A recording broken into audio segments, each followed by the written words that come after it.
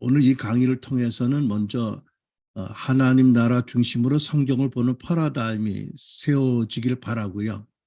또한 이 전체를 통해서 세부대 교회의 영성이 여러분들에게 잘 전달될 수 있기를 바랍니다. 여러분들이 사모하는 마음으로 들으시고 또 함께 기도하셔서 온전히 여러분 것이 되었으면 너무 좋겠습니다.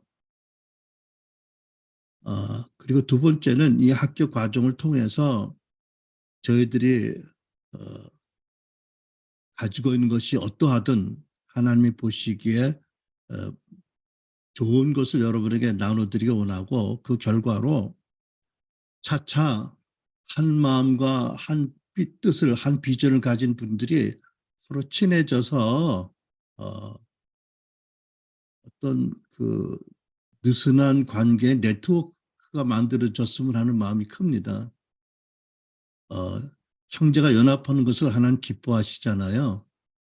네, 하나님 구체적으로 어떤 일을 예비하시고 저희들에게 이런 마음을 주셨는지 모르겠는데 하나님이 되게 미리 자상하게 미리 말씀 잘 안 하시잖아, 그죠?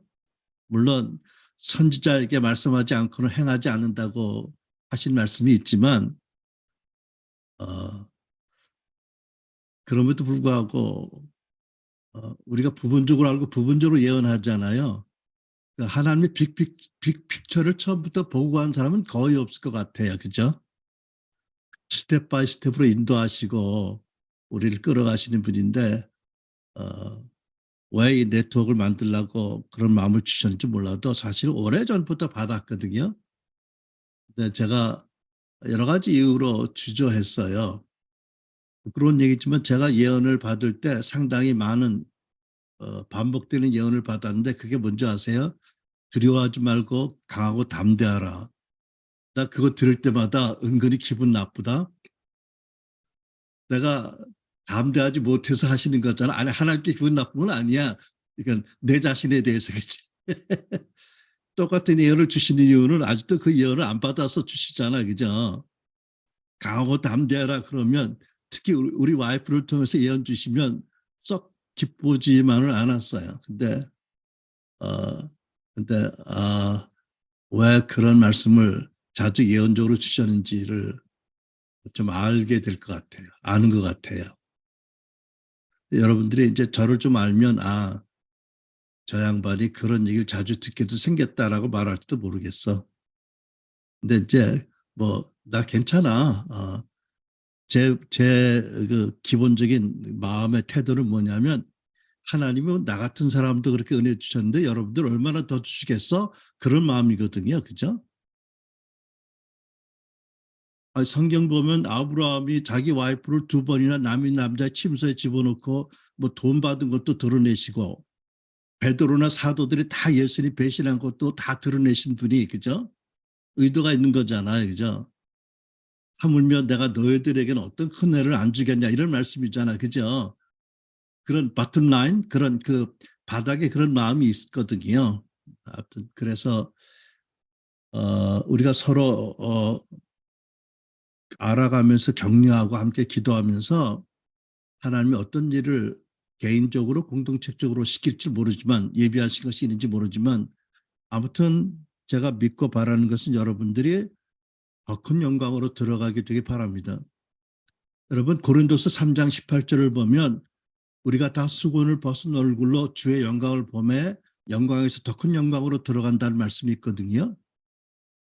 오늘 강의를 통해서도 여러분들의 마음에는 하나의 수건, 어떤 수건이 벗겨지기 바래요.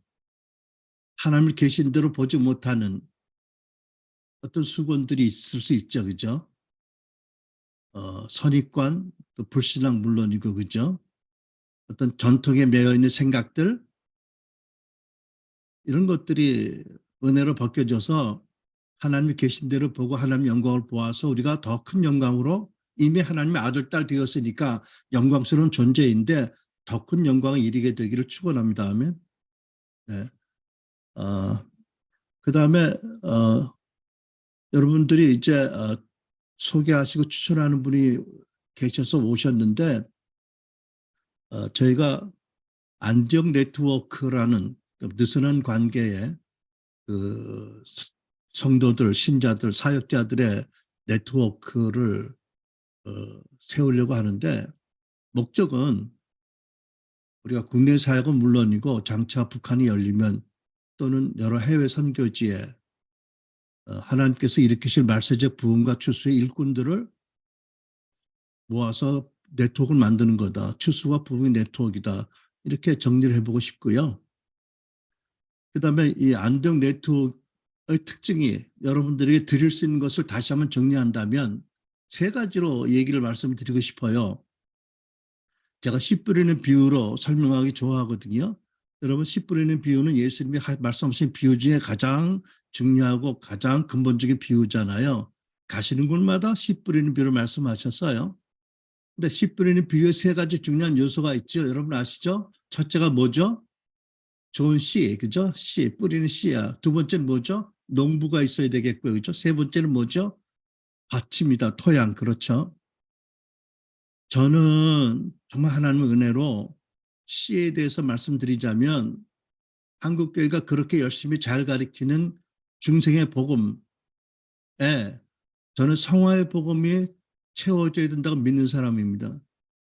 중생의 복음과 성화의 복음이 함께 있을 때 온전한 복음이 된다고 믿고 우리에게는 그 성화의 복음에 대한 하나님의 그 조명, 하나님의 그 계시라고 하면 지나치다고 할지 모르지만 은혜가 있습니다. 그래서 예수께서는 천국 복음을 전하셨는데 우리는 개신교는 중생의 복음을 열심히 전하잖아요. 잘하는 거거든요. 대단히 훌륭한 거거든요. 그러나 성화의 복음이 함께 있어야 된다라고 믿거든요. 그래서 거듭남과 중생과 성화의 복음에 온전한 씨를 뿌리는 그런 일꾼들을 세우는 네트워크가 되기 원하고요. 두 번째, 농부잖아요. 예수님이 이 땅에서 사역하실 때 어떻게 하셨냐면 당신 안에 말씀이 가득하셨잖아요. 그죠? 그분이 말씀이 성육신 되신 분이니까. 그럼에도 불구하고 말씀의 지혜로 하지 않고 언제든지 아버지 하시는 말씀을 듣고 아버지 하시는 걸 보고 하셨거든요. 그러면 좋은 농부는 어떤 농부예요? 예수님 닮는 사람이 좋은 농부잖아요. 그죠?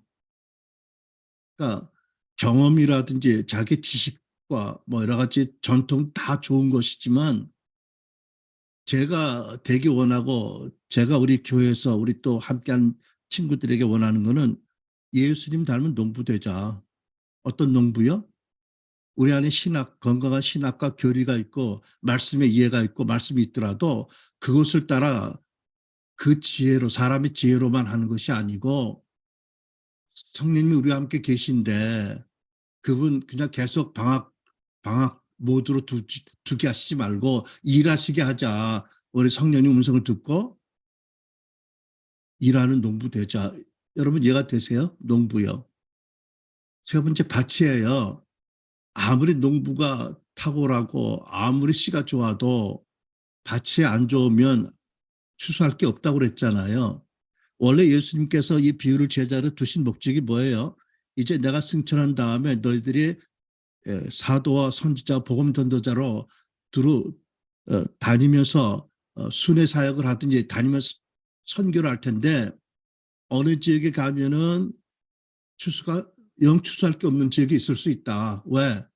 낙심하지 말아라. 밭이 험해서 그렇다는 거잖아요. 원래 주신 목적이 그런데 우리 같은 지역교회를 섬기는 목사 입장에 볼 때 어떻게 돼요?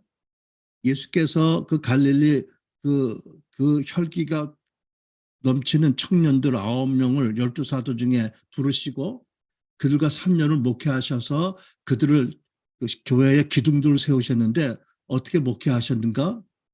한마디로 말하면 계속 사랑하시고 용서하시고 말씀으로 마음을 씻어주셔서 어떻게 해요? 마음을 기경하셨잖아요. 때가 되어서 성령이 임하서 놀라운 폭발적인 그런 사역이 시작되었지만 밭을 기경하는 것을 3년 하셨잖아요. 그죠? 그러니까 여러분과 나를 생각하면 우리가 아무리 훌륭한 설교를 많이 듣고 아무리 좋은 경건 훈련을 많이 받아도 마음밭이 안 바뀌면 별로 많은 기대할 추수가 안 된, 성장이 안 되잖아요. 그죠? 그러니까 마음이라고 하면 생각하고는 다른 거죠. 생각이 마음의 기능이지만 우리 마음이 우리가 구원받기 전에 얼마나 부패했는지 가장 부패한 게 마음이라고 그러셨는데 그러다가 우리가 구원받았잖아요. 그러니까 우리 영은 복음을 바로 깨닫고 성령을 영접하고 그죠? 우리 마음으로 믿어서 고백했지만 우리 마음이 얼마나 많은 안 믿는 부분이 있고 딱딱한 부분이 있고 아직도 상한 부분이 있는지 그거 어마어마한 그런 영역이거든요. 나 큰일 났다. 이거 서론하다가 이렇게 됐으니 이제 큰일 났다. 아무튼 봅시다. 여러분 이해가 되세요? 그러니까 제가 40년 목회하면서 은혜 가운데 하나님께 주신 중요한 교훈 중에 하나가 뭔지 아세요? 씨, 온전한 복음, 농부, 성령으로 섬기는 사역자, 밭, 내 마음밭과 교인들의 마음밭을 기경해서 옥토가 되게 해야 많은 추수를 맺게 한다. 이전 세대는 어떤지 몰라도 마지막 때에 디모데서의 예언도 있는 것처럼 너무 세상이 악하고 사람들이 너무 마음밭이 나빠졌기 때문에 특별한 은혜와 지식과 기름 부음이 필요하다. 근데 저희는 우리 안덕 선교회 이 세 가지를 하는 주시다고 믿어요. 근데 이 세 가지를 한꺼번에 풀 수는 없지만 오늘은 그중에 한 가지 아주 기초적인 어떻게 우리가 농부로서 어떠한 마인드, 어떠한 신학, 어떠한 태도를 가지고 믿음을 가지고 살 것인가 요거에 대한 말씀이지만 아무튼 저희들에게 주신 은혜가 있고 그것을 우리는 나눠야 될 책임이 있다고 믿어서 이렇게 시작을 하는 겁니다. 여러분 이해가 되세요? 복음의 좋은 씨, 성령을 따르는 농부, 그리고 우리 개인과 우리 사역을 받는 사람들의 마음을 기경해야 된다. 이게 예수님이 가장 강력하게 가르치신 교훈이라고 믿습니다. 아, 그래서 초대교회 권능과 거룩이 회복되는 것을 바라고요. 어, 말씀과 성령으로 성숙한 제자가 되어 사역하는 사람들을 세우는데 우리가 할 수 있는 대로 도움을 드리고 싶다. 또 서로 격려가 되고 싶다. 이런 것입니다. 여러분 어, 이해가 되시나요? 어, 제가 이 사역을 시작하면서 좀 돌아보고 또 여러분에게 또 조금은 고백할 필요가 있어서 나누려고 하는데 저는 불신자 가정에서 태어났고 저는 세상에서 참 오랫동안 악하게 살았어요. 아니, 외적으로 볼 때는 괜찮았어요. 근데 그 속은 정말 추악했다는 거죠. 일단, 일단 하나님 언약 바깥에, 은혜 바깥에 있었으니까, 그죠? 내가 기적같이 하나님 사랑을 받았어요. 난 기가 막힌 게요. 내가 어느 부흥회 가서 은혜 받은 것도 아니고 나는 그냥 웬일인지 하도 와이프가 전도하고 하도 귀찮게 해서 우리 장모님이 하도 기도를 해서 내가 술을 먹어도 즐겁지도 않고 뭐 너무 어느 때는 너무 고통스럽고 도무지 이 사람들 때문에 못 살겠다. 세상도 안 재미없고 그렇다고 또 세상에 보람된 것도 없고요. 그죠? 근데 아무튼 아무것도 모르는데 그냥 하나님이란 존재가 있나? 있으면 한번 막말로 나와봐 이런 마음으로 교회 갔거든요. 한번 처음으로 내가 새벽 기도회를 아무것도 모르고 그리고 내가 그때 예배가 없는 교회였었어요. 부흥회 다음 주가 아니라 자유롭게 기도하고 가는데 그냥 앉아가지고 멀뚱멀뚱 하나님이란 존재가 있나? 있으면 교회에 있나? 그러면 천정서 내려오나 저 강대상에서 내려오나 뭐 문을 열고 들어오나 뭐 있다오 이 정도로 있었는데요. 갑자기 통곡을 제가 하기 시작했어요. 통곡을. 나 왜 울지? 나 미친 거 아니야? 나 왜 이러지? 이러면서 통곡을 했거든요. 한 30분을 통곡을 했던 것 같아요. 그러고 교회 문을 밖에 나갔는데 그 30분 동안에 세상이 바뀌었더라고. 그렇게 세상이 아름답고 그렇게 나무 잎사귀 하나하나가 춤을 추고 뭐 말할 수 여러분 아시죠? 그런 경험. 제가 그래서요 그날로 술을 끊었어요. 그게 너무 거룩한 기쁨이거든요. 뭐 세상에 주지 못하는 거니까. 아무튼 그렇게 해서 제가 참 기적같이 하나님의 사랑을 받고 바로 헌신하는 마음을 주셔서 제가 이제 아주 순수한 그런 복음주의 교단에서 안수받고 목회를 시작했어요. 교단서 이제 캐나다로 파송을 해서 캐나다 가서 이제 개척 이민교회를 개척을 하고 제가 토론토에서 개척하고 그다음에 밴쿠버 와서 두 번째 교회를 개척하는데 그때 1994년에 토론토에서 큰 부흥이 일어난 교회가 있었어요. 제가 그 전에 그 1990년대 초부터 미국 캐나다 중심으로 새로운 영적 각성 운동이 일어났거든요. 그걸 뭐 제3의 물결이라고 말하는 분들도 여러 가지 명칭이 있는데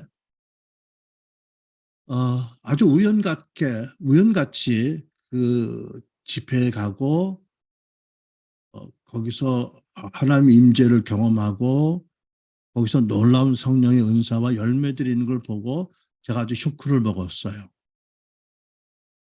어, 저는 그때까지 하나님 참 교회 목회 은혜를 많이 주셨는데 나 자신을 보거나 우리 성도들을 보거나 우리 주변의 교회를 볼 때 늘 감사한 마음이 있지만 늘 부족감이 있었어요.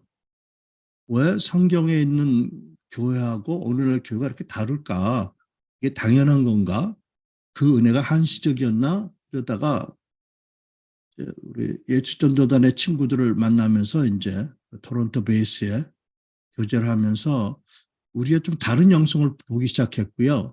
그래서 어떤 마음을 가졌냐면 잘 몰라도 내 안에 말씀이 있고 그다음에 성령의 은사가 있고 성령의 열매가 있어서 이렇게 연결이 되면 어쩌면 초대교회 같은 교회가 가능할지 모르겠다 이런 생각을 했었거든요. 근데 막연했어요. 내 안에 물론 열매도 없고 은사도 없고요. 막연했거든요. 그냥 말씀을 어, 은혜롭게 전하는 목사로 이렇게 목회를 하고 있었는데 어쨌든 우연같이 하나님 우연같이 저를 우연으로 가정에서 저를 부르시고 거기서 어마어마한 충격을 받게 하시고 여러분 놀라운 게 있잖아요. 제가 아나임에 갔다 왔는데요. 월요일부터 목요일까지 거기 컨퍼런스 미국 교회 컨퍼런스 갔다가 금요일 날 우리 교회 돌아왔거든요. 그랬더니 우리 금요일 날 여전도에 기도회가 있다고 절 보고 오래요. 왜? 나 피곤한데 왜? 그랬더니 목사님 은혜 받고 오셨으니까 은혜를 나누시래요. 우리 여든대 회장님이 대단하세요. 그래서 갔는데요. 나도 깜짝 놀란 게 있잖아요. 웬일인지 몰라요. 내가 아나하면서 본 게 그대로 다 우리 교회에 나타난 거예요. 그대로 다. 제가 왜 그런지 몰라요. 뭐 얘기 드렸죠. 그 다음 주일날 예배 드리려고 이제 교회 이렇게 출입문에서 교회 중앙 복도에서 올라가잖아요. 강대상으로 걸어가는데 우리 성도들이 뭐 찬양하라 내용이나 이렇게 일어나서 찬양하고 이제 내가 가는데 지나가는 성도들이 막 넘어져. 좌우에서. 어떤 별 희한한 일들이 왜 그런지 몰라 일어났어요. 예배 중에 또 기도 중에 넘어지는 사람, 깔깔거리고 웃는 사람, 떼굴 떼굴 굴러다니는 사람, 별 일들이. 그러니까는 내가 놀라는 거예요. 제일 먼저요. 교인들은 내가 뭘 알고 하는 줄 아는데 나 하나도 모르고 아무튼 왜 그런지 일어난지 몰랐거든요. 돌이켜보면 그때 제가 하나님의 은혜로 아주 그 단순한 복음지 신앙을 가졌던 목사가 단기간에 오순절주의 신앙을 영성을 뛰어넘고 은사주의 영성을 뛰어넘어서 제3의 물결 목사가 된 거예요. 하나님께서 보면 북미 중심으로 보면 19세기 말부터 이제 이 장로교, 침례교 같은 복음주의 교단이 있고 그 다음에 이제 오순절 성령 세례를 믿는 오순절 교회가 생기고 그다음에 1960년 60년 70년대에 오순절 운동이 미국 교회 전통적인 그런 교회에 들어가서 그것을 은사지 운동이라고 말하는데 그런 운동이 있은 다음에 소위 제3의 물결이 일어났거든요.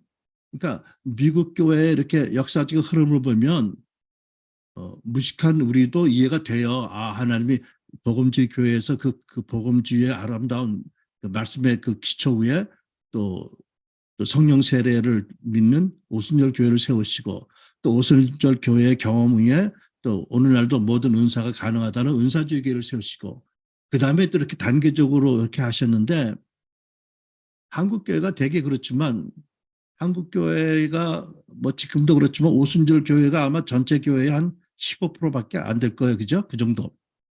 되게 복음주의 교회잖아요. 근데 아무튼 복음주의 신앙에서 갑자기 뛴 거예요. 그러니까 사실 충격도 많고 정말 정리 안 된 것도 많고 어려움도 그래서 많았거든요.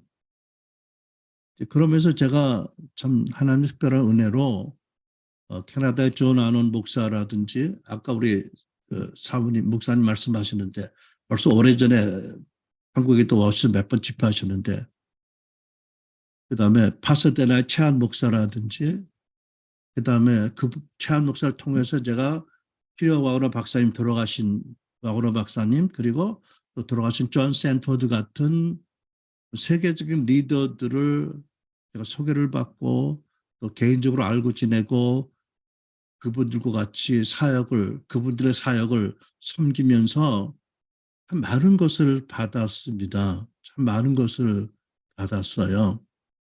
그리고 또 그 우리 킹주 팀들이 아마 다음 주에 가나요? 미국 가는데 방문하는 교회 중에 한 교회잖아요. 그 교회에 굉장히 강력한 부흥의 불이 붙었었거든요. 근데 제가 그 교회에 풀타임 목사로 한 사람으로 그때 풀타임 목사가 최한 로앵글 해서 뭐 저 이렇게 해서 6명 있었는데 그 교회를 다녀간 많은 방문한 목사님들이 많이 있었지만 그 교회의 풀타임 목사 리더로서 나는 처음 성령 목회가 어떤 건지 부흥 목회가 어떤 건지 경험을 했어요.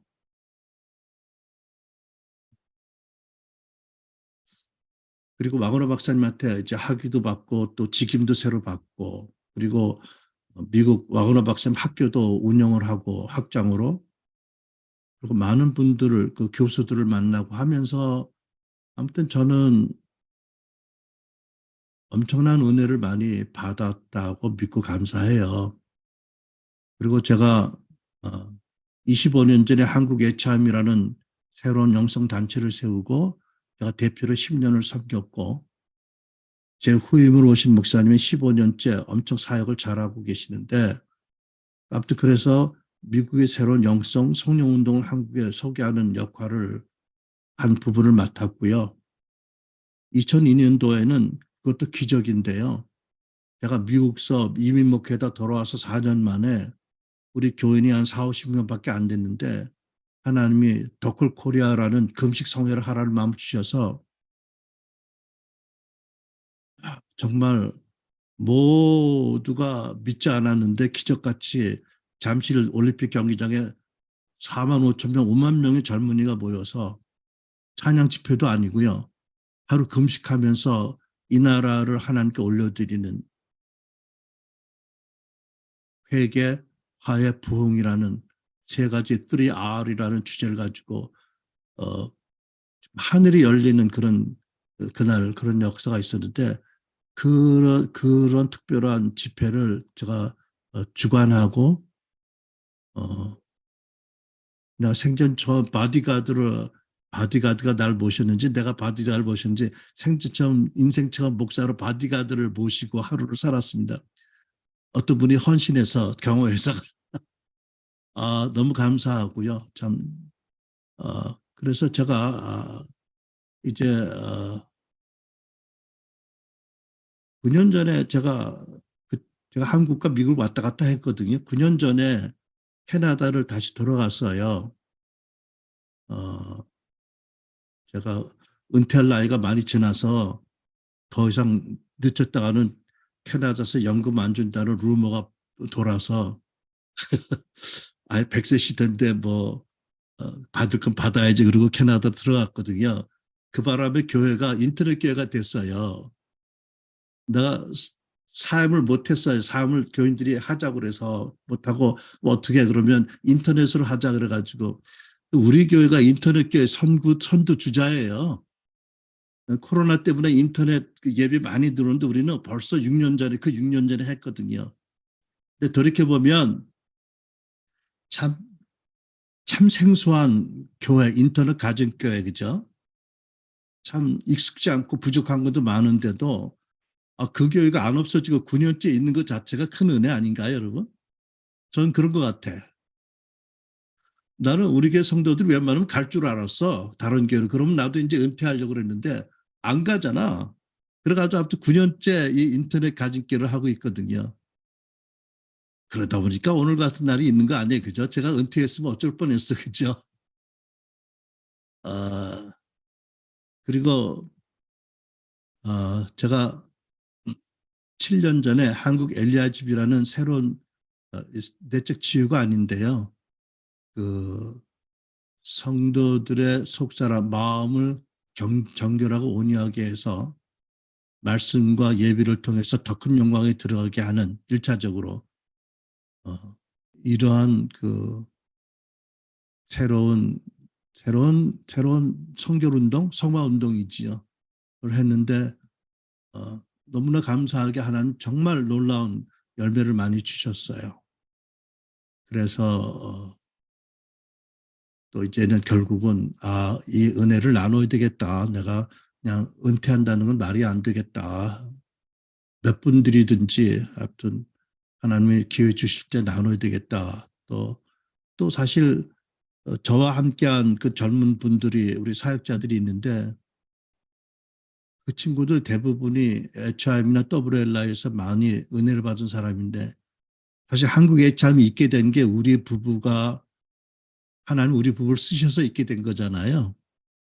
그리고 제가 그 인연을 생각해 보면 그래서 저희가 한국에서 HIM을 세우고 WL가 세워지고 또 우리 주변에 많은 젊은이들이 거기 가서 또 새로운 많은 것들을 받고 목회와 사역을 잘하는 걸 보는데 그분들이 있으니까 하나의 좋은 열매를 보고 열매로 그죠? 또 이제는 같이 동역할 사람들이 되어서 같이 하자 뭐 이렇게 되어서 이제 시작한 거거든요. 아무튼 여러분 한마디로 참 정말 죄인의 괴수 같은 저에게 뭐 부족한 저에게 하나님의 은혜 주신 것은 저만을 위한 게 아니다. 여러분들 많은 분들에게 나누라고 전하라고 주셨다고 믿고 시작을 합니다. 말씀드렸지만 우리가 이 만남을 통해서 우리 젊은 친구들이 저와 함께 10년, 20년 있으면서 물론 WLA에서 많은 역할을 했지만 훌륭한 사역자가 되어서 함께 동역자가 된 것처럼 여러분들 중에서도 많은 분들이 지금보다 더 훌륭한 더 큰 영광에 들어가시게 되는 계기가 되기 바랍니다. 아멘. 서론이 길었습니다. 큰일 났습니다. 여러분 제가 책 광고는 아닌데요. 제가 인쇄 받는 게 아니니까 광고비 받는 게 아니니까 그 제가 딱 이제까지 한 책을 하나 썼는데 교보문고의 인터넷 이북에 가면 킹덤 처치라는 책이 있어요. 그거를 여러분들이 얼마인지 모르겠는데 소정의 값을 지불하면 여러분들 컴퓨터로 다운로드 되잖아요. 그죠? 그 책을 보시면 오늘부터 제가 6번, 7번 강의할 내용들이 아주 자세히 있을 겁니다. 물론 업그레이드, 이번 강의 업그레이드 된 것도 있고 보완된 것도 있지만 그래서 혹시 제가 시간 제한으로 충분히 다루지 못하는 부분이 있다면 제가 여러분들한테 거저 드리지 못해서 미안하지만 아무튼 소스는 드립니다. 교보문고 이북에 가셔서 킹덤 처치라는 책을 다운받으시면 여러분들 두고두고 이렇게 정리가 잘 되시기를 바랍니다. 아멘. 제가 그런 의미에서 노트를 미리 드렸어요. 저는 사실 영성 집회 가면 노트하는 사람은 못 봤는데 별로 없는데 저는 노트하길 바래요. 여러분들이 출력해서 노트를 하시고 또 나중에 영상을 또 보실 수 있으니까 그때 또 보시면서 어찌하든지 여러분 제가 한 30년 걸린 거를 여러분들 한 2달 만에 배우면 어마어마한 이해가 아닙니까? 그죠? 그죠? 그러니까 여러분들이 노트도 하시고 강의도 다시 보시고 필요하면 책도 보셔서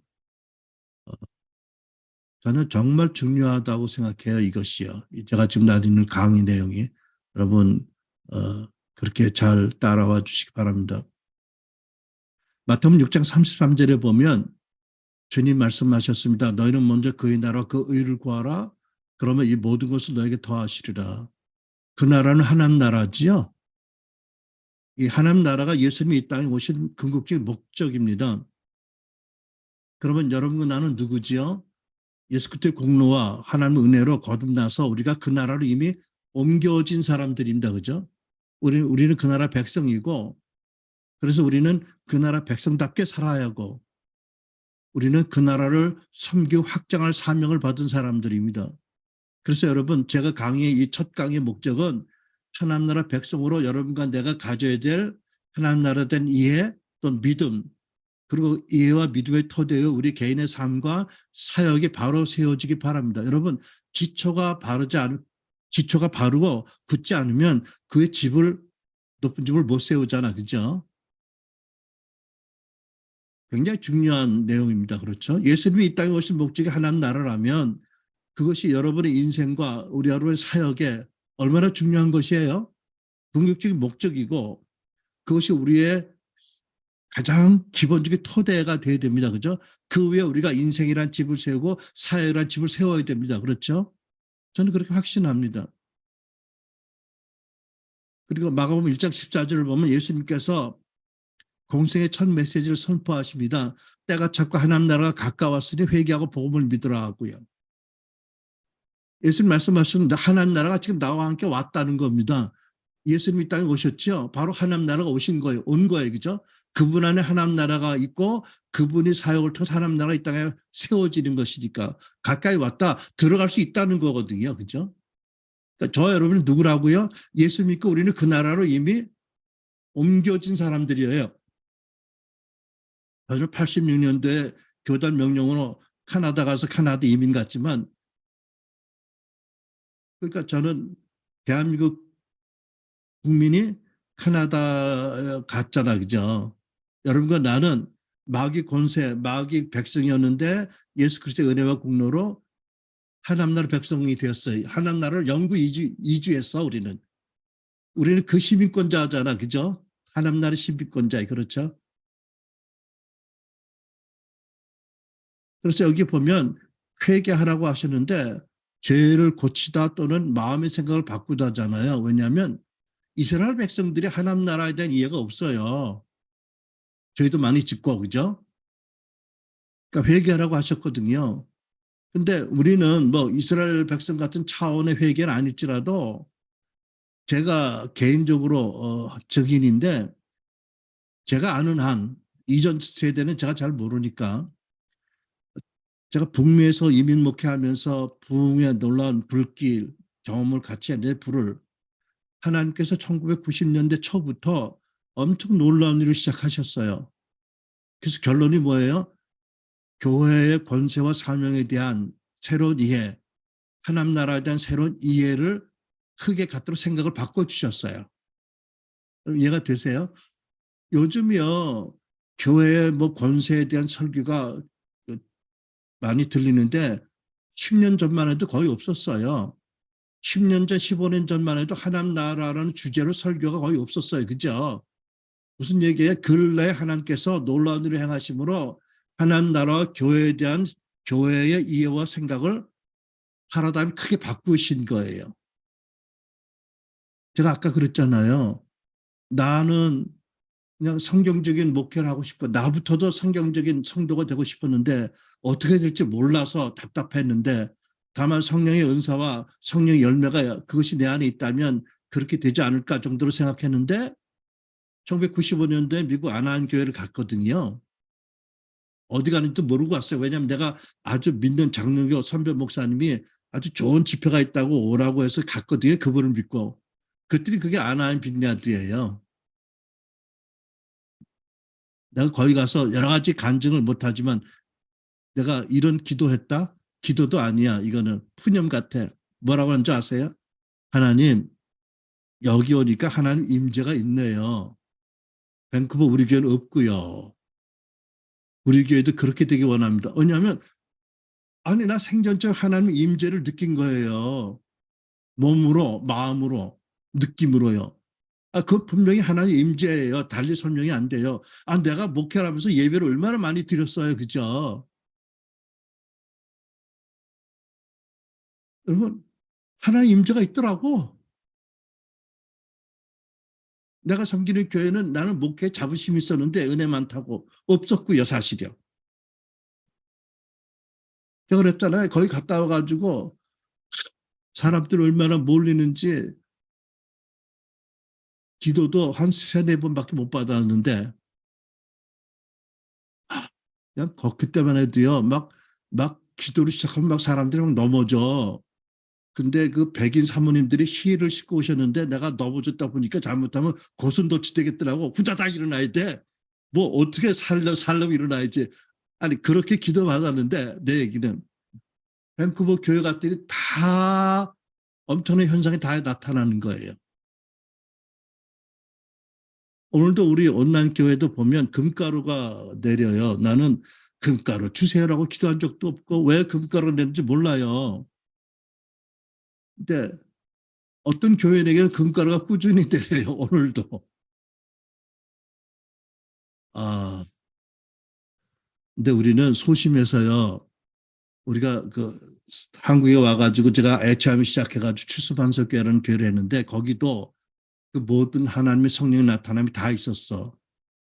기도하면 대개가 넘어지고 대고 굴고 울고 웃다가 뭐 별일이 다 있어요.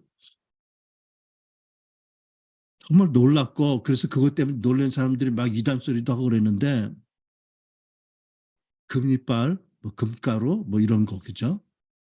또 교인들이 예언도 하고 기도하면 병들이 낫고 서로 예언하고 근데 그런 거를 별로 우리는 자랑을 못했어. 왜?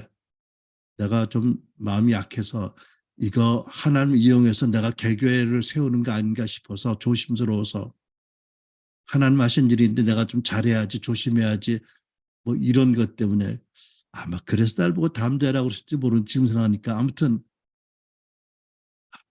지나고 보니까 그래요. 좀 더 하나님 영광으로 해서 좀 더 담대하게 할 필요도 있는데 어쨌든 그랬는데 그런 현상으로 내가 처음 알았거든요. 그러면서 우리 집안에서는 집사람이 그때까지 한 10년 동안 루마티스 관절염 악성으로 어마어마하게 고생했어요. 여러분 쇄골뼈가 비틀려요. 틀려졌어요. 여기 이제 자라고 그러죠. 여기 뭐지? 여기 이거. 여기 오면 입을 못 벌어, 입을 밥 먹을 입이 안 벌어져요. 손이 막 쉬어요. 무릎에서 가면 병원에서 일주일에 두세 번 큰 주사기로 몇 개를 물을 뽑아야 되거든요. 정말 약도 없고 소망도 없고 교회 나가면 진통제를 먹어야 되고 집에서는 진통제 안 오니까 어마어마한 고통 가운데 짜증나고 애들은 청소년기에 너무너무 집에 있기 싫어하고 힘들고 뭐 이럴 때 났어요. 기적같이. 그래서 우리 캐나다 패밀리 닥터가 그 차트에 미라클이라고 쓰고 덮어대니까요. 그건 진짜 미라클이에요. 석 달 동안 기도받으면 났어요. 그러니까 제가 이 운동에 헌신 안 할 수가 없잖아. 그죠?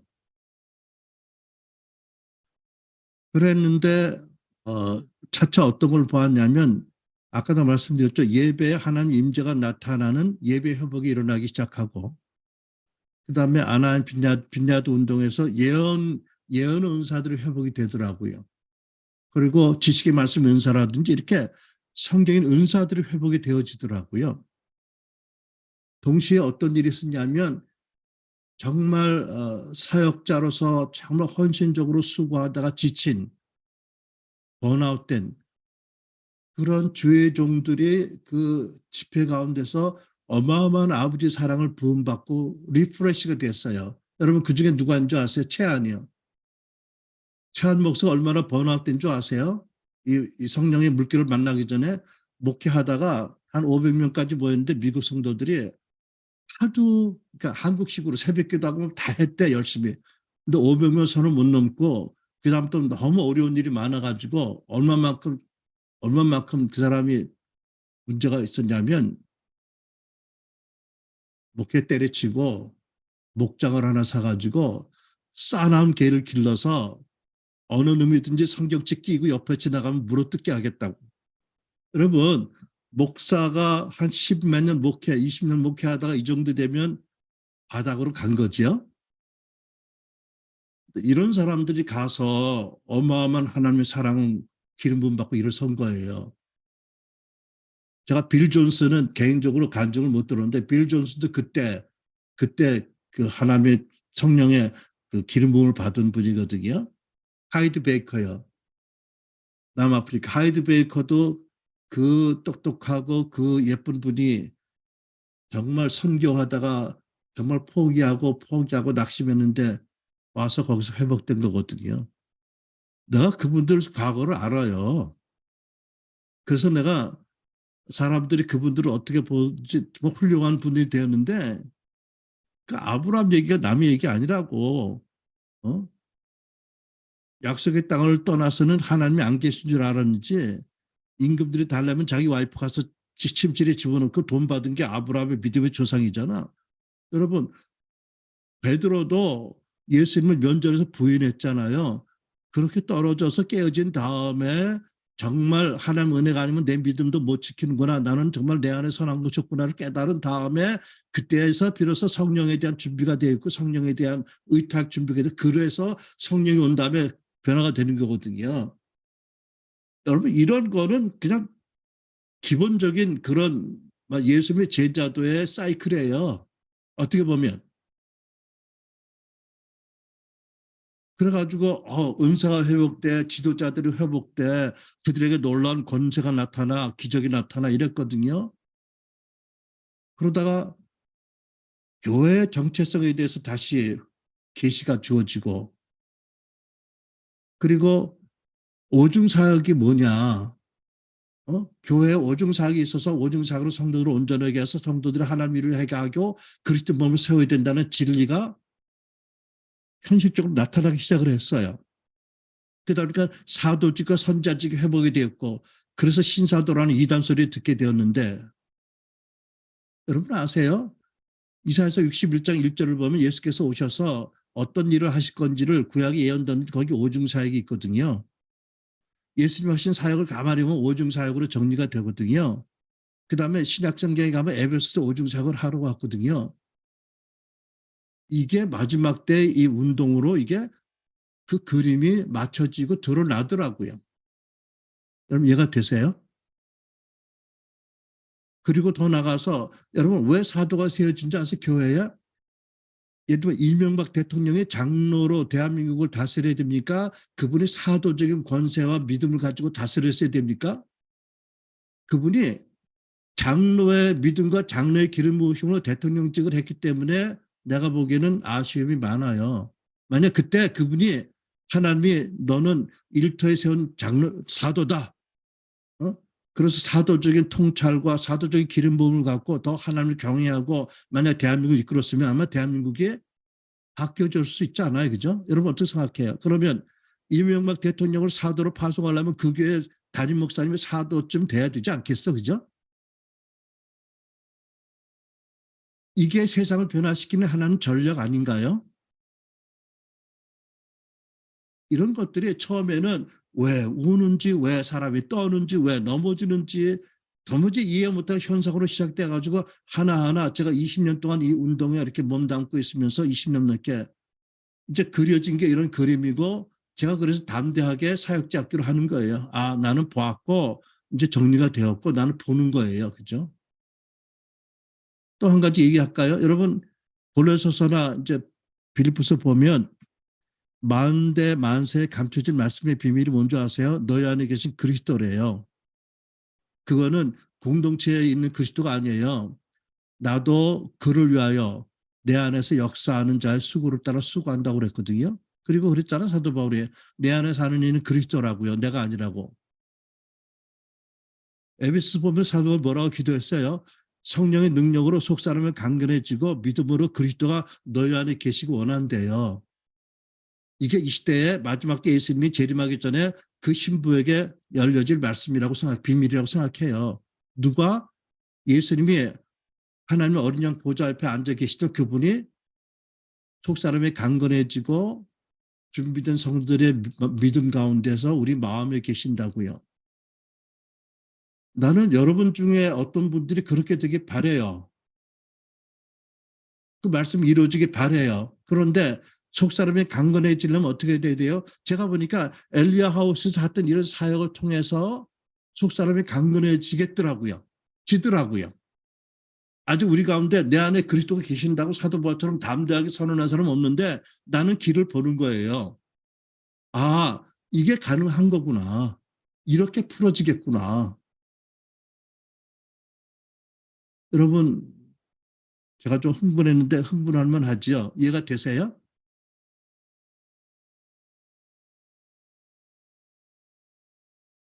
이게 정말 무질서하고 사람들이 그렇게 어떤 사람이 혐오하는 현상으로 나타난 어떤 성령의 나타남이 2, 30년의 역사를 끌고 오시면서 이렇게 놀라운 세상을 변화시키는 제자화하기 위한 하나님 놀라운 경륜으로 정리가 되는 거거든요.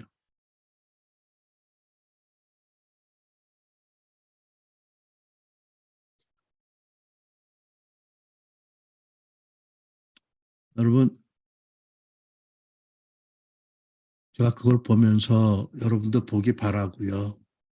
물론 저와 여러분이 하루하루 목회도 힘들고 어떤 날은 생존도 힘들고 하지만 우리는 이미 영광스러운 존재가 되었고요. 마음의 얼굴의 수건을 벗으면 벗은 얼굴로 주의 영광을 보면 우리가 더 큰 영광으로 들어간대요. 누가? 하나님께서요. 하나님께서요. 성령으로 여러분의 속사람이 강건해지면 여러분 안에 그리스도가 살아 계시는 것을 경험하게 된대요. 성도들이 죄의 종들이 그렇게 되면 어떤 일이 일어날까요? 어떤 일이 일어나겠죠, 그죠? 어떤 일이 일어날 거예요, 그죠?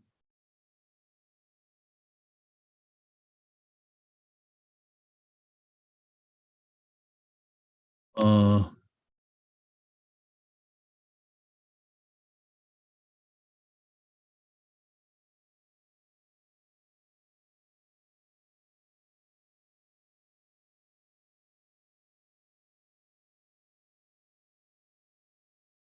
제가 강의를 잘하면 Q&A 시간을 좀 줄여도 되겠죠? 어, 간단하게 여러분 노트도 드렸고 저 책도 소개해 드렸으니까 간단간에 요점만 잡아서 말씀드릴게요.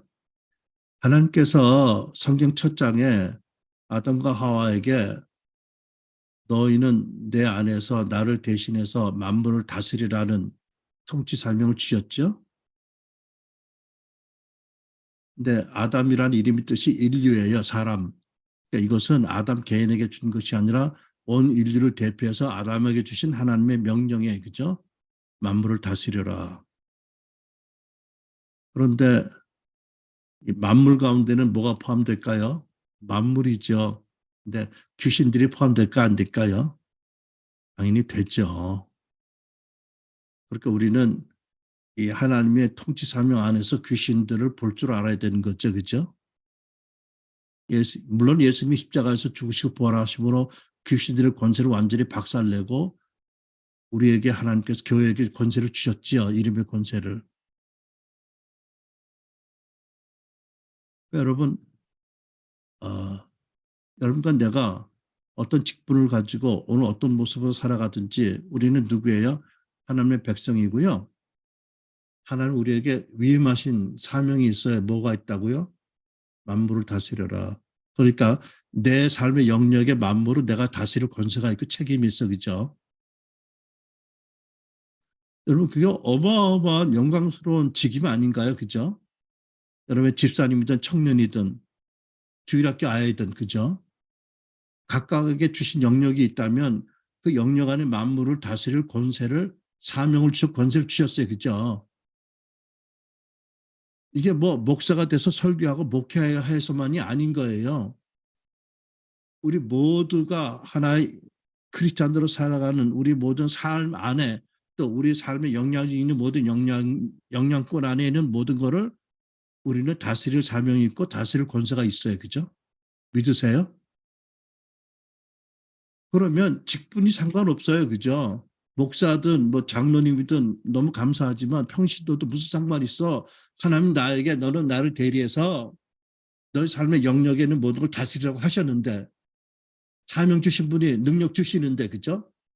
그리고 함께 계신다는데 이게 우리의 정체성의 근원 아니에요? 우리 인생의 비전 아니냐고요. 그죠?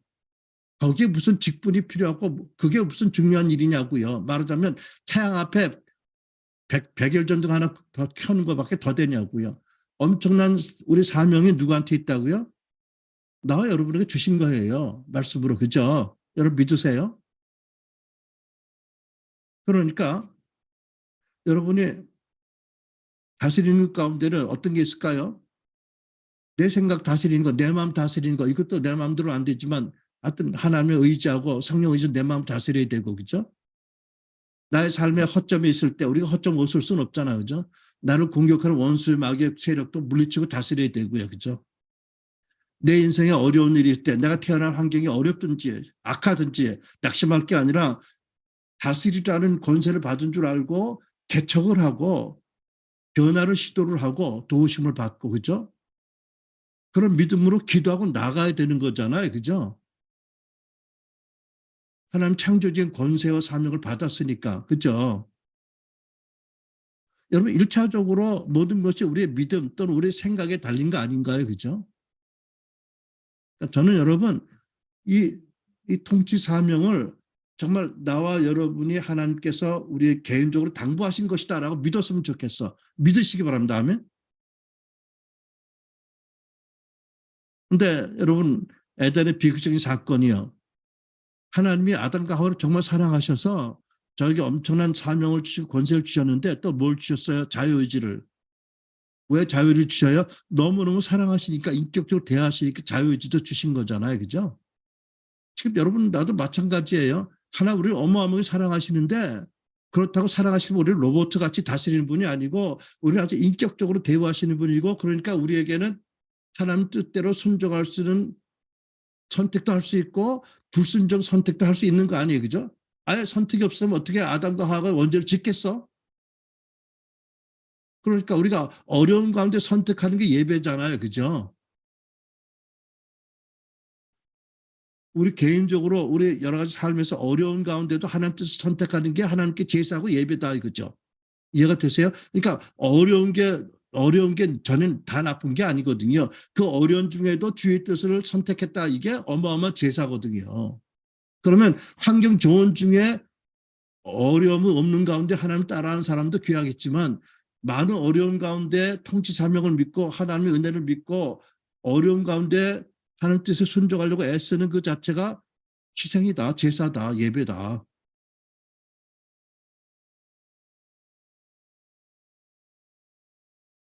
여러분 그래서 아담이 원죄를 짓고 하나님이 주신 사명 또 사명과 함께 주신 권세를 잃어버려 뺏겼죠. 사단이 뺏어간 거예요, 그죠? 뺏긴 거예요. 그 다음에 우리가 사단의 권세 아래 원죄로 말미암아 마귀의 권세 아래 살았던 거죠. 에베소 3장 보면 그렇잖아요. 우리가 그때는 육신을 따라 살고 세상 문화를 따라 살고 또 마귀의 시키는 대로 살았다. 이게 우리가 구원받기 전의 모습이잖아요. 자, 사단이 어떤 존재라고 성경은 알게 하나 이 세상 신으로 세상을 다스렸다. 공중권세 잡은 자다. 세상 임금이다. 예수님께서 그러셨거든요. 요한복음 14장 30절에 이 세상 임금이 온다고요. 예수님이 말씀하셨으면 그가 마귀가 세상 임금이라는 걸 인정하시는 거잖아. 그죠? 일단 현세적으로 현실적으로 그렇죠. 여러분 이해가 되시죠?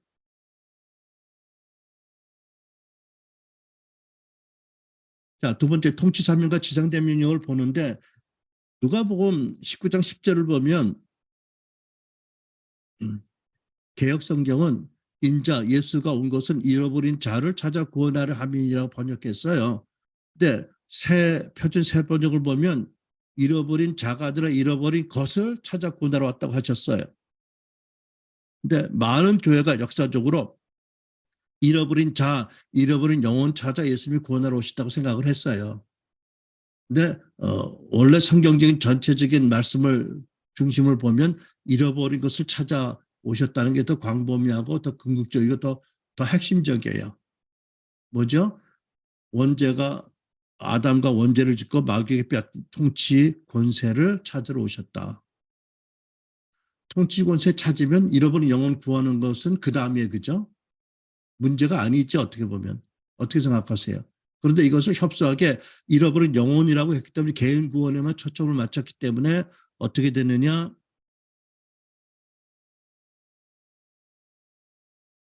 교회 밖에 대해서 관심이 별로 없었고 사회 변혁이라든지 그죠? 영혼 구원에만 치중을 했으니까. 또 영혼 구원은 개인 전도와 선교로 되어지는 일이니까 하나님의 처자안적의 성령의 능력과 은사를 사용하지 않아도 영혼 구원이 되네. 그러니까 교회는 점점 주지지로 흘렀고 초대교회 능력을 잃어버리게 되고 성령께서 일하실 길을 점점 막았다는 거지요. 여러분 이해가 되세요?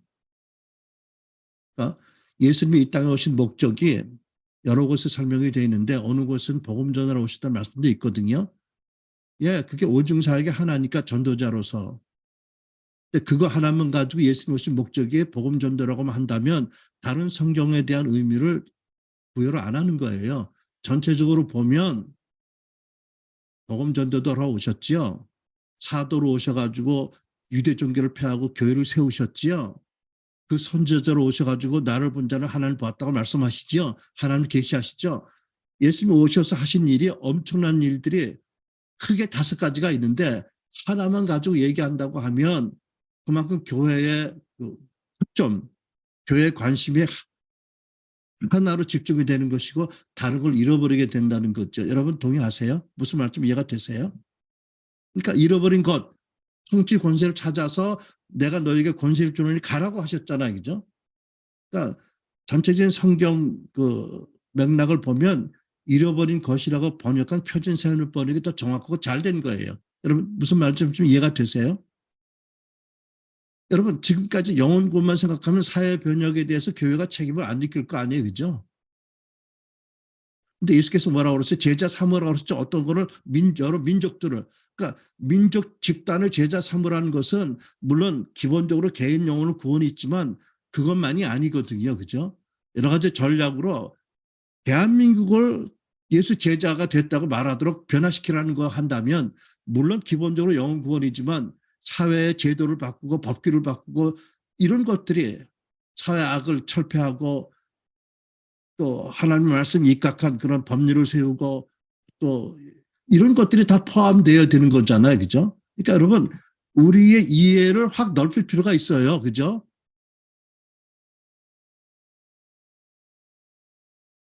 그리고 여러분 예수님께서 뭐라고 하셨냐면 내가 너에게 가르친 모든 것을 가르쳐 행하라고 하셨거든요. 그 모든 것에 뭐가 포함돼? 모든이잖아요. 뭐예요? 복음을 전도하는 것, 말씀을 가르치는 것 물론이죠. 병 고쳤죠. 귀신 쫓았죠. 물로 포도주 만드는 표적, 이적과 표적을 행하셨죠. 이것도 모든 것에 들어가나요? 안 들어가나요? 들어가야죠. 우리는 안 들어가는 점 생각하잖아. 그죠? 당연히. 근데 우리가 비정상을 믿고 있는 거예요. 그죠? 왜? 교회가 그랬으니까. 우리가 태어난 교회가, 우리가 속한 교회가. 근데 성경을 보면 그렇진 않잖아요. 그죠? 예수님 예언도 하셨고요. 병도 고치시고 귀신도 쫓으셨어요. 물 포도주를 만드셨어요. 왜? 왜 이렇게 하셨어요? 다 하나님의 나라가 실제다. 하나님 나라가 말에 있고 권능에 있다. 하나님 나라가 가까웠다 하는데 네가 하나님 나라를 온 존재로 느낄 수 있는 게 하나님 나라다. 왜? 하나님 통치니까. 에덴에 날이 저물 때 서늘할 때 하나님 오시면 아담과 하고 쫓아갔잖아. 왜? 멀리서 느껴져 하나님 임재가. 그죠? 하나님 음성을 들어. 하나님 기침소리를 들으니까 같지요. 그럼 우리도 들어야 되고 느낄 수 있어야 되잖아. 그죠?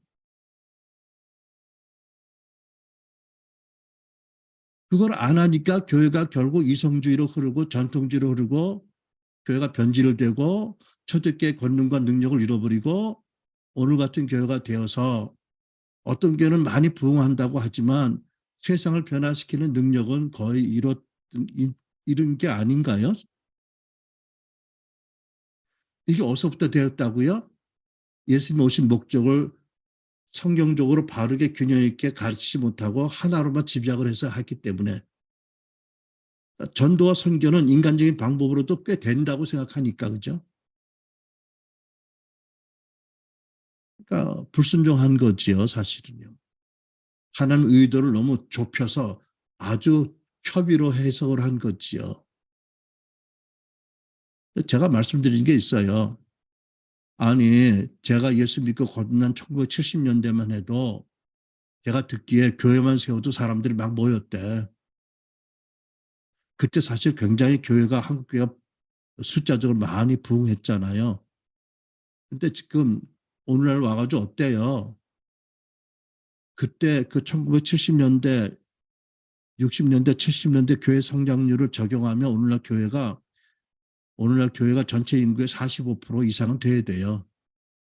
오늘날 19%가 안 된대요. 무슨 일이 있어요? 무슨 일인지 모르지만 뭐 회개하고 복음을 믿어야 된다고 믿어요. 하나님 나라 가까웠다. 회개하고 복음을 믿어라. 딱 이때 주시는 말씀이에요. 그죠? 우리가 하나님 나라에 대해서 이해를 못하고 있거든요. 잘. 교회가 하나님 나라를 안 구하고 있거든요. 예수님은 하나님 나라를 말씀의 전도와 설교뿐만 아니라 예언으로 하나님이 어떤 분인지를 보여주심으로 사랑으로 섬김으로 능력 행함으로 다양하게 그 나라를 경험하게 했는데 오늘날 교회가 그렇게 하지 않으니까 교회가 하나의 종교의 하나로 전락된 것 같이 보이잖아요. 그죠? 본질은 아니지만. 좀 더 구체적으로 얘기하면 예수님이 이 세상에 오신 목적을 두 가지로 성경은 말합니다. 하나는 마귀를 멸하고 하나는 하나님 나라를 세우는 거. 이거는 동전의 양면이에요. 그죠? 여러분 이해가 되시죠? 세상의 마귀를 멸하고 하나님 나라를 세우는 거는 동전의 양면이에요. 이게 예수님 오신 목적이에요. 그죠? 궁극적으로 하나님 나라를 세워야 되는데 하나님 나라를 저항하고 방해하는 마귀의 권세가 있어 이걸 깨야 되고 마귀를 멸하고 하나님 나라를 세워야 되잖아. 그죠? 그럼 여러분 보세요. 여러분과 내가 예수님 오신 목적을 우리 삶에 대입하면 내 안에는 하나님의 다스림을 저항하는 것들이 없나? 아까는 하나님 나라 통치 사명에 의해서 우리가 극복하고 진보시키고 바꿀 것에 대해 생각을 해봤지만 우리가 마귀를 말하고 하나님 나라를 세운다는 예수님의 오신 목적을 대입하면 내 사고방식, 내 문화, 내 삶 안에는 하나님의 다스림을 거부하는 거역하는 게 없나? 악한 습성이 없나? 뭐 마귀의 일이라고 하면 너무 가혹하다 할지 몰라도 마귀의 일 모양들은 없나? 돌이켜봐야 되잖아. 그죠? 그리고 나는 정말 순간순간 예수님 하신 것처럼 아버지 음성을 듣고 아버지의 하시는 걸 보고 하려고 하나? 한다고 하기는 너무 급진적이고, 그죠?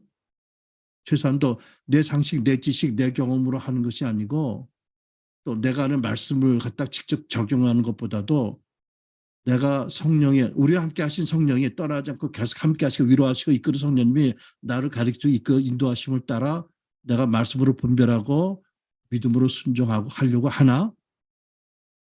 이런 믿음의 태도가 나와야 되잖아. 그죠?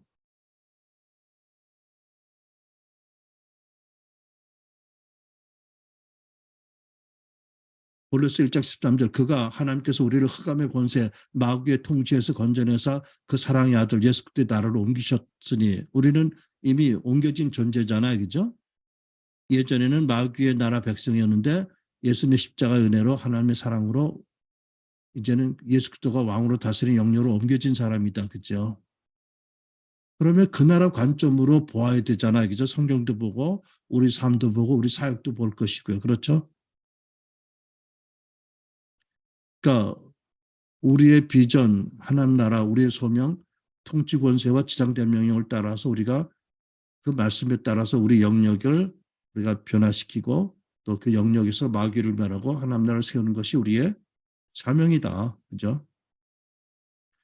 이 기본적인 사명과 비전을 품지 않고 다른 것을 말한다면 내가 보기에는 좀 황당한 거예요. 그리고 나는 특별한 소명이 없다. 뭐 나는 평신도다 이러고 쓸데없는 말하는 거는 병신도다운 언급이고 그러지 않기 바라고요. 모두에게 통치 권세를 주고 통치 사명을 주셨고 모두가 예수의 제자로 마귀를 멸하고 하나님 나라를 확장하라는 거룩한 사명을 주셨어요. 이게 우리의 사명이고 부르심이고 우리의 비전이잖아. 그렇죠? 이게 무슨 뭐 집사님이고 권사님이고 너무 감사하지만 그게 없어서 못할 일이 뭐가 있어? 여러분 신학을 안 나왔다고 못할 일이 뭐가 있냐고. 그죠? 이거는 명백한 성경 말씀이잖아. 그죠? 뭐 오해할 게 뭐가 있냐고. 그죠?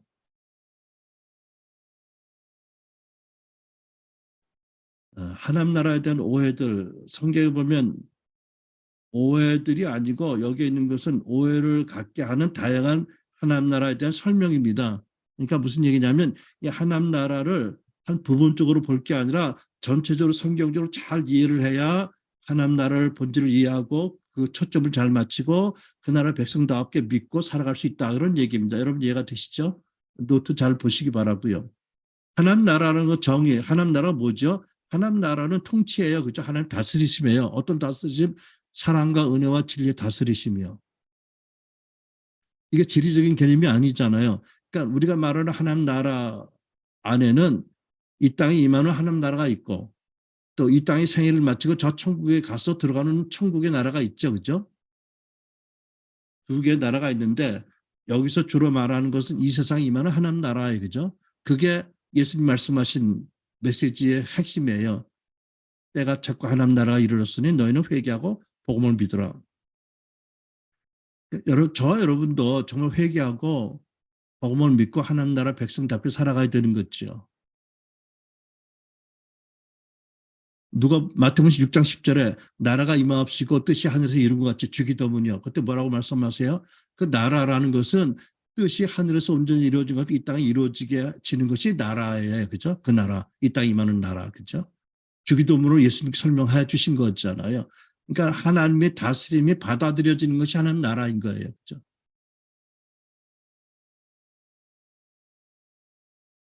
그리고 하나님 나라 하나님 나라 천국 복음 하나하나 복음이라고 그랬는데 간단히 말하면 그런 거잖아요.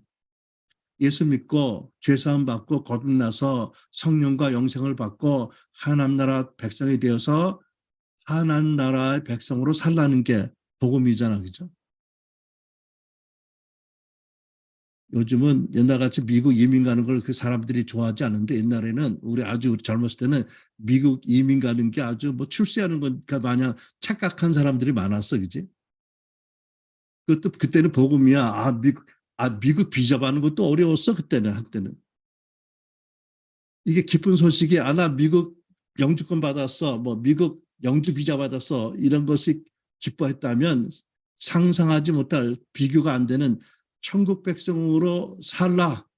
천국에 들어와서 살아라는 초청이 복음인 거잖아요. 그죠? 무슨 자격으로? 아니, 우리의 공로와 자격이 아니라 오직 예수의 십자가와 부활의 공로를 믿는 믿음으로. 그죠? 니고데모에게 예수님께서 말씀하잖아요. 네가 거듭나야 천국 들어간다고. 그렇게 고상하고 훌륭한 니고데모에게 네 인격으로 네 지식과 네 선행으로 안 된다고 하셨으면 누구도 다 안 되는 거예요. 그죠? 오직 예수 믿는 믿음으로 십자가 보혈로 성령으로 거듭나고 천국 가는 거잖아요. 그죠? 이게 얼마나 기쁜 소식이면 복음이라고 했을까요? 그죠? 거든요. 여러분 기쁘지 않으세요? 여러분이 이 복음에 대한 기쁨이 없다면 이렇게 얘기 드릴게. 여러분 기도해 보세요. 하나님 구원이 얼마나 놀라운지 나를 깨닫게 해주세요. 즉 내가 얼마나 더러운 죄인인지 깨닫게 해주세요라고 기도하세요. 아마 즉각 응답이 시작될 거고 여러분은 아마 몸서리칠 만큼 여러분의 얼마나 죄인인지 깨닫게 될걸. 많은 크리스천들이 상당히 자기들이 태어날 때 고상한 것 같이 착각하는 것 같이 보일 때가 있어. 내가 보기에는. 사도 바울도 그 사도 사역의 마지막 말기에 죄인의 괴수라고 고백했는데, 아니 죄인의 괴수라는 정체성을 가지려는 게 아니라 우리가 그만큼 타락했던 존재고 지금도 하나님의 그 엄청난 사랑에 비해서 우리가 너무나 부족한 죄인이다라는 인식이 필요한 거잖아요. 그죠? 설명이 잘 안 되는 것 같은 넘어갑시다. 아무튼 주여. 교회요. 교회는 이 땅에 하나님 나라가 세워짐으로 교회가 세워졌지요. 교회는 본질상 하나님 나라를 이 땅에서 증거하고 하나님 나라를 확장할 사명을 받은 예수의 제자 공동체잖아. 그죠? 무슨 얘기냐면 여러분 하나님 나라 개념에 대해서 우리가 생각할 게 뭐냐면 너희는 먼저 그의 나라와 그 일을 기뻐하라고 하셨잖아요. 예수 믿고 내가 축복받고 내 가족이 잘 사는 게 목적이 아닌 거예요. 또 내가 속한 교회가 부흥하고 뭐 큰 건물 짓고 유명해지는 게 목적이 아닌 거예요. 이거 다 수단인 거예요. 목적이 뭐라고? 이 세상에서 하나님 나라를 크게 세우는 게 우리의 도리고 우리의 궁극적인 부르심이에요.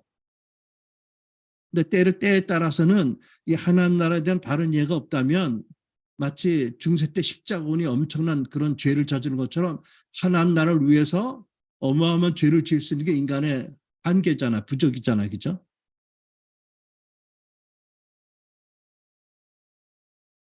어, 로마서 10장의 사도 바울이 이스라엘에 대해서 뭐라고 말씀하시냐면 내가 증언하노니 그들이 하나님께 열심히 있으나 올바른 지식을 따른 게 아니래요. 오늘날 크리스찬 중에서 이렇게 이런 말을 책망을 들을 수 있는 사람들이 있을 수 있다고 생각해요. 그러니까 여러분 기본적으로 보세요. 성령님이 우리를 다스리게 하려면 뭘 해야 돼요? 내가 내 삶을 다스릴 생각을 포기해야 돼. 기본적으로 그죠? 그렇다고 머리를 잘라버리고 뭐 몸뚱아리 머리 없는 몸뚱아리 살라는 게 아니라 어, 내가 내 삶의 왕자에서 내려와야 된다는 얘기죠. 그 자리에 예수님이 앉으셔야 된다는 거지요. 그때부터 하나하나 예수님이 달라하시는 대로 우리 삶의 영역을 들여가기 시작을 해야 돼요. 그분이 하루아침에 우리가 변화될 수 없다는 걸 알기 때문에 서서히 하시지만 그분의 목적은 결국 뭔지 아세요? 우리가 엘라이자 하우스를 하면서 우리가 그렇게 얘기하는데 많은 분들이 상처 치유받으러 온다. 할렐루야죠. 야, 상처 치유받아야죠. 얼마나 욱신거리고 아픈데 얼마나 치유가 필요해. 그리고 하나님이 사랑하는 자녀가 아픈 걸 얼마나 안타까워하시겠어. 치유해 주세요. 근데 하나님이 치유를 끝으로 낸 줄 아세요? 치유받고 안녕히 계세요. 그러면 하나님 붙잡으셔. 야야, 그냥 가면 안 되지. 왜요? 너 치유받았으니까 이제 죽어야지. 상처 치유받기 전에는 네가 절대 못 죽지. 네가 이제 상처 치유받고 이제 웬만큼 정신 차렸으니까 이제 네가 그리스도 안에 죽은 존재인 줄 알지? 너 죽어야 돼. 그냥 못 나가. 네가 죽고 내 안에 그리스도 모시고 나가. 이게 우리가 엘라이자 하우스로 보는 놀라운 하나님의 비밀이에요. 하나님 비밀이 깊어요.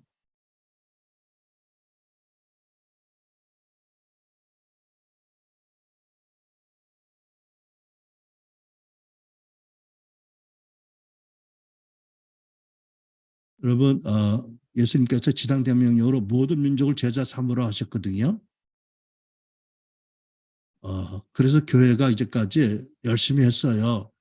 더 많은 선교사를 보내고 더 많은 지역에 더 많은 선교교를 세우고 더 많은 이들의 영혼 구원하고 양육하고 그런데 아까도 말씀드린 좀 불행한 것이 뭐냐면 예수님의 명령 가운데 지상대명 명령 가운데 내가 너희가 분부한 모든 것을 가르쳐 지키라는 말씀을 불순종했어요.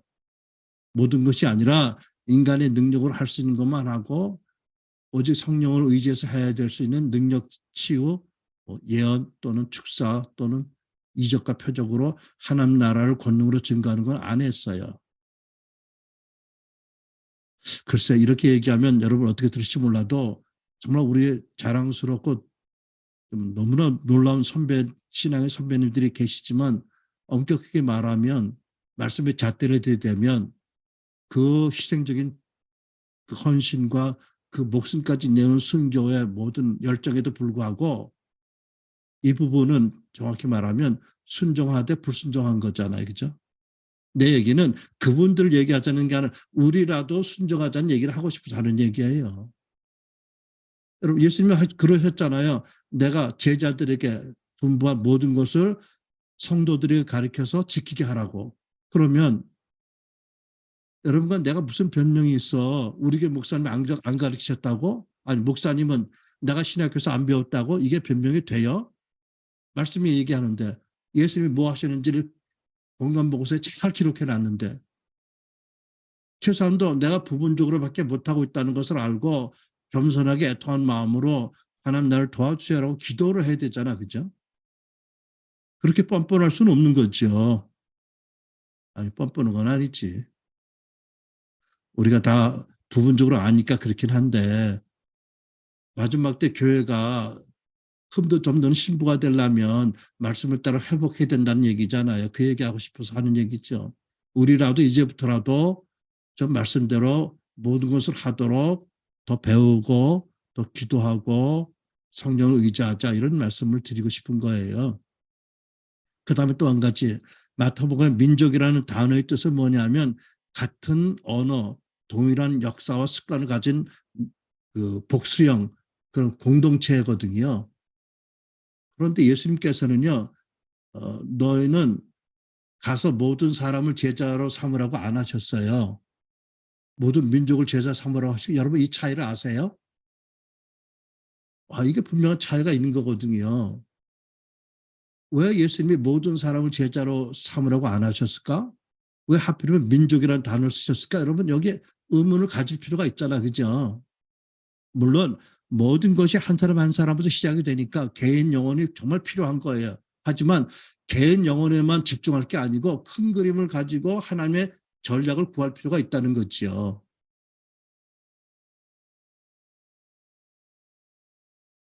여러분 오늘날 우리가 세븐 마운틴 뭐 사회 변혁을 얘기할 때 우리가 얘기하는 게 뭐죠?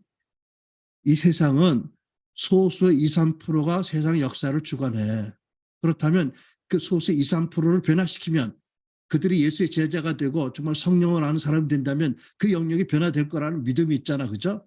이런 면에서 모든 민족이라는 단어를 생각했어야 된다는 거지요. 지금이라도 그렇게 생각해야 된다는 거죠. 여러분 이해가 되세요? 교회가 계속 한 개인의 영혼 구원에만 초점을 맞추면 하나님의 빅픽처를 못 본다는 거지요. 빅픽처를 보고 전략을 구하고 하나님의 은혜를 구해야 은혜가 임하고 놀라운 일들이 일어날 수 있다는 거죠. 왜 이런 얘기를 하냐면 제가 그 우리 미주 WNR 때 강사로 초청한 분 중에 밥 베키츠라는 분이 있어요. 캘리포니아 해메시라는 도시에서 목회하는 분인데 간단히 얘기하면 하나님께서 이분을 하나하나 그 지역에 어떤 일들이 있었는지 그래서 어떤 그 악한 제세력이 그 지역을 잡고 있는지를 두 눈을 보게 하시고 여러 가지 방법으로 뭐 성만찬 한다든지 서로 회개한다든지 용서한다 여러 가지 방법으로 하나하나 거점의 새를 끊어가셨어요. 마지막에 그 지역 전체 가장 높은 산에 있는 가장 강력한 잘 모르고 간 거지만 어쨌든 교회 장로님하고 한 10여 년 동안 이 사역을 하다가 결정적으로 장로님들하고 올라가서 밤새 철회하면서 금식하면서 그 지역의 정사를 깨뜨렸어.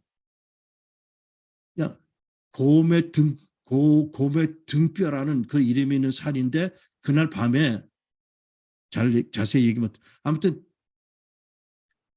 영광스럽게 졸다가 지치고 뭐 이러다가 어느 갑자기 흑암의 권세가 그 방에 몰려들어와서 이러면 안 되겠다 싶어서 방언을 하다가 갑자기 우지찌끈하고 산이 흔들리는 느낌이 있었고 엄청난 비명소리 들었고 그날부터 어떤 일이 생겼느냐 그 지역이 바뀌었어요.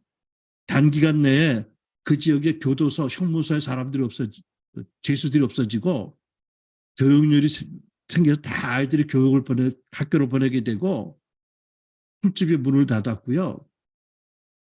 경찰들이 할 일이 없어서 길거리를 청소하고 다니고 15% 미만의 크리스찬 인구인데 한 6개월, 그 일이 있어서 6개월, 1년 내에 85%가 크리스찬이 되었다고.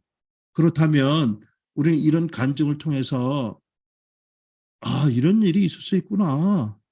그래서 예수님께서 모든 사람을 제자로 삼으라고 하지 않고 모든 민족을 제자 삼으라고 하셨구나. 라는 것이 깨달아지는 거죠. 전략이 있다는 거죠. 영적 전쟁의 전략이 있는 거고, 그죠? 그러니까 우리가 너무나 영광스러운 선배님들의 그 전통과 가르침과 이거 존중하지만 거기에 머물러 있을 수는 없다는 거죠. 왜 마지막 때 신분은 흠도 점도 없어야 되고요.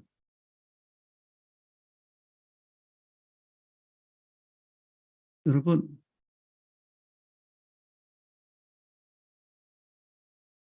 좀 망가졌으니까 그냥 망가지고 좀 하죠. 뭐.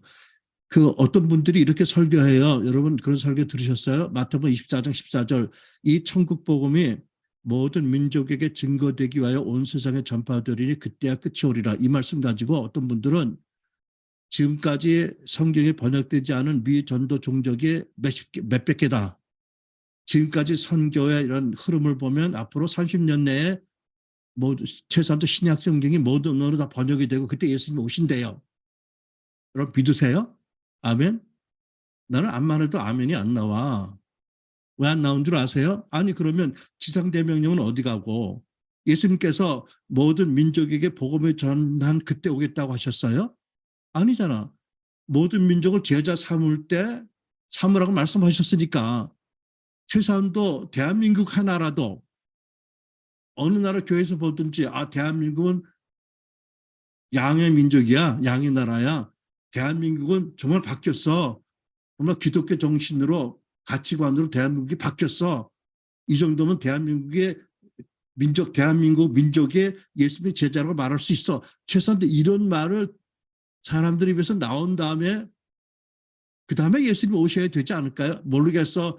이거는 내 지나친 개인 신앙인지 몰라도 나는 제발 그러길 바래. 아니, 성경이 번역된다고 그때 끝이 온다. 그때 예수님 재림하신다고 그런 말이 어디 있어? 그 다음에 오시면 성경에 번역된 그 순간에 오실지 5년 내에 오실지 그 다음에 또 곧이라는 게 성경은 2000년도 가니까 그렇게 얘기하는 건 아니지. 그래서 선교 동원하는다는 의미는 있지만 제 얘기는 큰 그림을 가지고 보아야 된다는 거죠.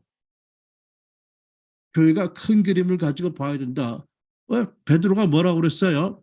만물이 회복될 때까지는 하늘이 마땅히 부활하신 그분을 맡아주신댔거든. 그러면 여러분 우리가 조급하게 선교 전략을 짜고 조급하게 할 게 아니라 정말 그리스도의 마음을 가지고 큰 그림을 가지고 정말 민족을 제자 삼으라 하신 주님의 의도를 따라서 우리에게 어떤 새로운 전략을 주실지를 구하고 여러분 킹덤 마인드를 가지고 킹덤 비전을 가지고 새롭게 성경을 보고 새롭게 우리 교회를 보고 우리의 비전을 세우시라는 것이 제 당부예요.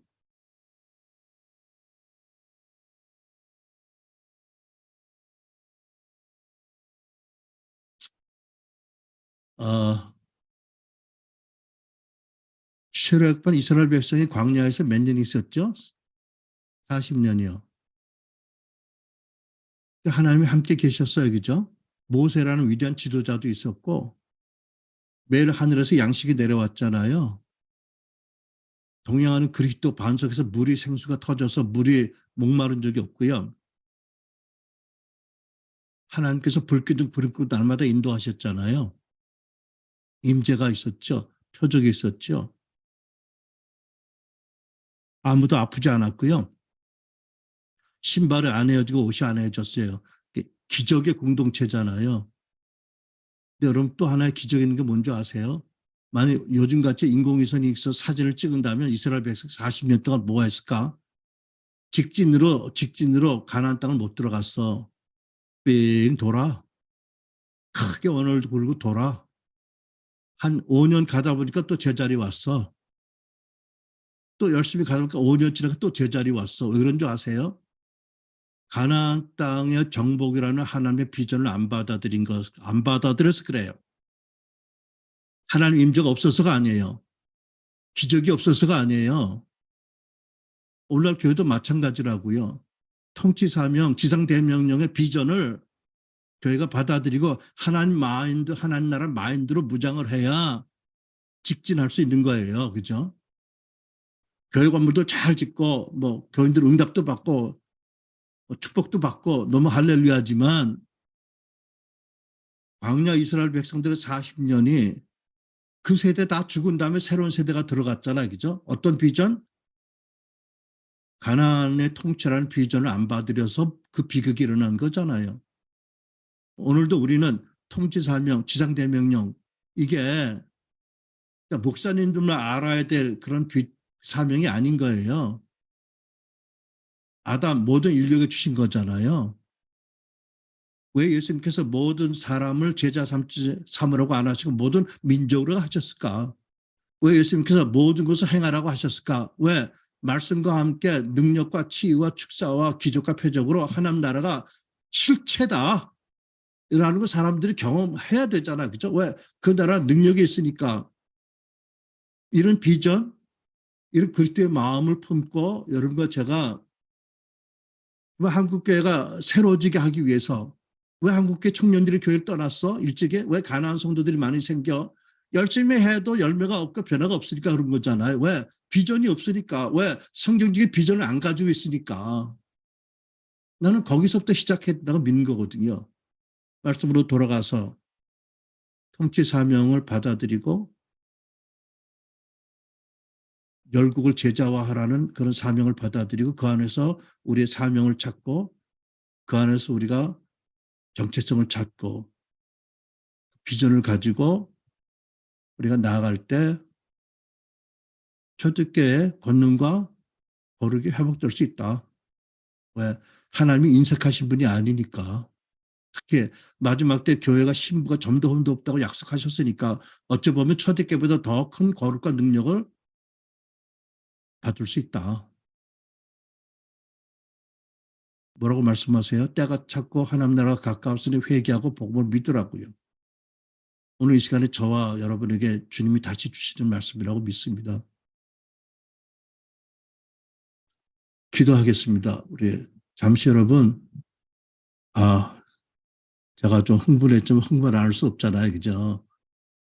여러분 기도 같이 하시죠. 통성으로 오늘 들은 말씀을 붙잡고 여러분에게 적용해 가면서 과연 나는 이 부르심 소명, 이 비전 가지고 살았는지 앞으로 어떻게 할 것인지 하나님을 도와주세요라고 기도해야 될 줄로 믿습니다. 그죠? 우리 한국교회의 놀라운 전통과 놀라운 그런 전승도 감사하지만 그 선배들 어깨에 서려면 우리는 선배들과 달라져야 된다. 어떻게 성경적으로 용기를 내서 제가 말씀드렸죠. 저 같은 자에게도 하나님 은혜를 주셨는데 이것은 무엇 때문에 여러분들을 도전하고 여러분들에게 축복을 주시기 위해서 여러분들을 짧은 기간 내에 제가 그렇게 고생함을 받은 것들을 받아서 더 크게 되시라고 제가 기도하겠습니다. 하나님 주께서 다양한 모습으로 우리들이 여기 모이게 하셨습니다. 사도 바울의 데살로니가전서 3장 10절에 이렇게 기록을 했습니다. 내가 여러분들을 보기를 그렇게 사모하는 것은 너의 믿음의 부족을 채우려 함이라고 했습니다. 감히 저도 믿음에 부족한 부분이 많이 있지만 저에게 주신 부분을 이분들에게 나누어서 이분들의 믿음과 비전에 하나님의 나라가 임하기를 원하고 채워줄 수 있기를 감히 소원합니다. 이것이 은혜인 것을 고백합니다. 하나님 우리가 속한 교회 전통이 너무나 아름답고 훌륭하고 너무나 순교적인 정신으로 선교하며 교회를 이끌어온 많은 선배들이 있지만 우리는 그분들의 어깨 위에 서서 더 높이 하나님 나라를 세워나갈 자들입니다. 그분보다 더 멀리 가야 될 자들입니다. 특별히 마지막 때에 하나님의 교회에 대한 부르심을 감당할 자들입니다. 새로운 비전, 새로운 소명의식, 그리스도의 마음을 부어주시고 지성령님 이 시간에 임하소서 당신의 놀라운 뜨거운 마음을 부어주시옵소서. 우리의 믿음의 눈을 열어주십시오. 성경 전체 일관된 하나님 나라의 파라다임으로 성경을 보며 그 십자가의 뜨거운 피로 호소하는 아버지의 마음을 부어주시고 알고 그 마음에 아멘하며 주님의 손을 붙잡고 나아가는 우리가 되게 하소서. 하나님, 우리는 전통적인 의미에서 목회에 성공하지 못한 자들인지 모릅니다. 그러나 하나님, 차라리 그것이 고마운 일입니다. 하나님의 하나님 나라라는 분명한 기초 위에 다시 집을 세운다면 더 좋은 크고 아름다운 집을 세울 수 있는 기회가 얼마든지 있는 줄 압니다. 그동안에 어려움이 있다면, 실패한 일이 있다면 겸손한 마음으로, 배우고자 하는 겸손한 마음으로, 애통한 마음으로 또 하나님을 바라보게 해주시고, 그래서 사도들이 3년 동안이나 은혜 받았지만 결국은 하나님 은혜가 아니면 자기들의 믿음도 지키지 못하고 스승을 버리고 다 배신한 자들인 것을, 그들 안에 선한 것 하나도 없는 것을 깨닫게 한 다음에 그래도 여전히 사랑하심을 부어주시고 저들로 하여금 정말 성령을 따를 수 있는 준비를 갖추게 하신 것처럼 어떤 모양이든지 하나님 우리를 겸손하게 하시고 우리 자신을 의지하지 않게 하시고 우리를 사랑하시는 아버지 안에서 성령을 따라 예수님의 제자로 그분의 마인드를 가지고 그분의 눈을 가지고 비전을 가지고 나아갈 수 있는 우리 되도록 역사하시고 계속되는 하나님 강의와 또 기도와 모임 가운데 온전히 하나님의 역사하시고 영광을 받으시옵소서. 예수님의 이름으로 기도합니다. 아멘. 대단히 감사하고 또 죄송하고 그렇습니다. Q&A를 못 갖겠습니다. Q&A는 다음 주에 하시고요. 여러분 우리 소그룹을 나누셔서 여러분 오늘 들으신 강의 중심으로 또 리더들이 여러분에게 생각할 주제를 주실 텐데 좀 더 생각하시고 말씀을 여러분에게 적용하고 곱씹고 또 서로 은혜가 있다면 나누는 그런 시간으로 가지시기 바랍니다. 아멘.